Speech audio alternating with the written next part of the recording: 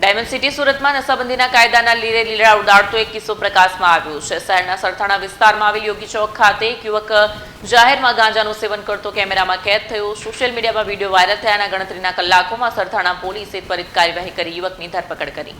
ઘટનાની વિગત મુજબ સરથાણાના વ્યસ્ત એવા યોગી ચોક વિસ્તારમાં આવેલા એપલ સ્ક્વેર શોપિંગ સેન્ટરમાં એક યુવક નિર્ભય બનીને નશો કરી રહ્યો હતો।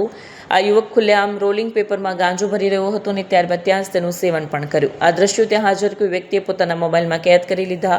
થોડી જ વારમાં વિડીયો સોશિયલ મીડિયામાં પ્લેટફોર્મ પર વાયરલ થયો, જેના પગલે સુરત પોલીસની કામગીરી પર સવાલો ઉઠ્યા। જો કે વિડીયો નજરે પડતા જ સરથાણા પોલીસ હરકતમાં આવી અને ટેકનિકલ સર્વેલન્સની મદદથી યુવકને દબોચી લીધો। પોલીસ તપાસમાં પકડાયેલ યુવકની ઓળખ આદિત્ય ભાવેશ હિરપરા તરીકે થઈ છે, જે કામરેજ વિસ્તારનો રહેવાસી છે। પોલીસ પૂછપરછ દરમિયાન યુવકે પોતાનો ગુનો કબૂલી લીધો।